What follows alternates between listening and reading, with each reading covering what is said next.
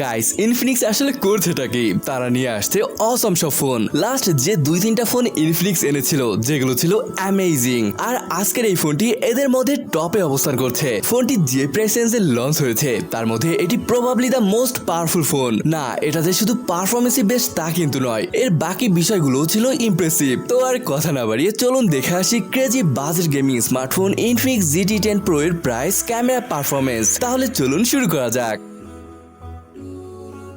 Look at this design guys, কি চমৎকারী না লাগছে দেখতে। It's very unique. ইনফিনিক্স এই ডিজাইনের নাম দিয়েছে সাইবার মেকার ডিজাইন। এর ডিজাইন এমনই যে প্রথম দেখায় যে কেউ বলে দেবে এটা গেমিং স্মার্টফোন। এখানে কিছু এলইডি ফ্ল্যাশ লাইটও থাকছে, এটা এই ফোনটিকে আরো বেশি আকর্ষণীয় করে তুলেছে। ব্যাক গ্লাসের এবং এখানে অরেঞ্জ কালারের অনেক শেপ দেখতে পাবেন। হ্যাঁ, ফ্রেম কিন্তু প্লাস্টিকের, বাট একটা কথা বলি, এটা অবশ্য আপনিও হয়তো বুঝতে পেরেছেন। এর ডিজাইন অনেকটা ট্রান্সপারেন্ট ফোনের মতনই লাগছে। Let's look at the ports and button. At the bottom there is a speaker grill, USB Type-C port, microphone এবং একটি 3.5mm জ্যাক। গেমিং ফোন তাই 3.5mm জ্যাক তো থাকতেই হবে, তাই না? লেফট হ্যান্ড সাইডে দেখতে পাচ্ছেন সিম কার্ড ট্রে, বাট একে বড়ই অদ্ভুত লাগছে, কারণ খেয়াল করে দেখুন একে কিন্তু একদম সেন্টারে বসানো হয়নি। যাই হোক, উপরে স্পিকার গ্রিল রয়েছে। তো এই ফোনটিতে আমরা স্টিরিও স্পিকার সেটআপ পাচ্ছি এবং এর পাশে নয়েজ ক্যান্সেলিং মাইক্রোফোন থাকছে।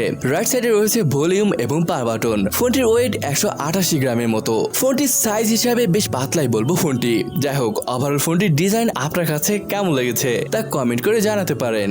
ফ্রেন্ডস, যদি বলি ডিসপ্লেকে নিয়ে, এখানে আমরা পাচ্ছি 6.67 ইঞ্চের 120Hz FHD+ AMOLED ডিসপ্লে। হ্যাঁ, এখানে ডাইনামিক রিফ্রেশ রেট রয়েছে যেটা 60, 90 এবং 120Hz করতে পারবেন। 360Hz টাচ স্যাম্পলিং রেট রয়েছে এটিতে।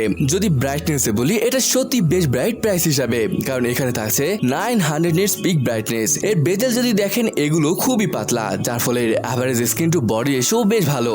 Let's talk about the specs and performance. এই ফোনটিতে পেয়ে যাচ্ছেন Dimensity 8050, যেটা 6nm বেস চিপ, আর এটি কিন্তু বেশ পাওয়ারফুলও।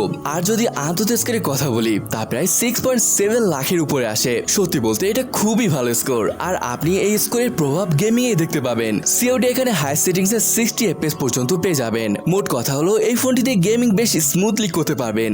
দেখুন, একে তো এখানে রয়েছে 8GB RAM এবং 256GB স্টোরেজ, সেই সাথে storage type UFS 3.1, so that is good, এবং LPDDR5X RAM টাইপ। ব্যাটারি বলে এখানে পেয়ে যাচ্ছেন 5000 mAh একটি ব্যাটারি, যেখানে পাচ্ছেন 45 ওয়াটের একটি চার্জার। এখানে থাকছে OS 13 which is base on Android 13। আমার কাছে একটা বিষয় খুবই ভালো লেগেছে, এখানে একটাও থার্ড পার্টি অ্যাপ নেই, বেশ ক্লিন ছিল।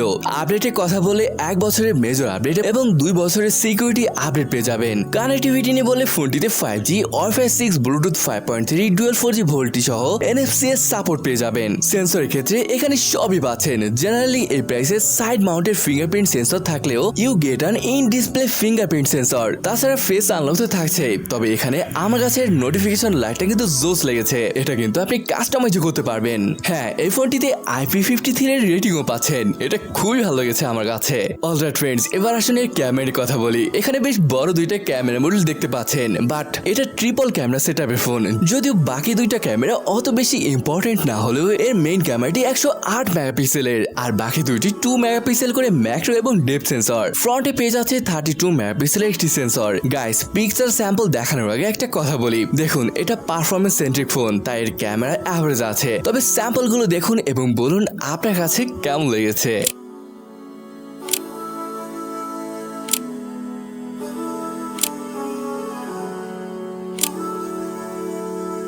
ভিডিওগ্রাফি নিয়ে বলে এর মেইন ক্যাম দিয়ে 4K 30fps এবং ফ্রন্টে 2K 30fps এ শুট করতে পারবেন, যেটা ভালো ব্যাপার।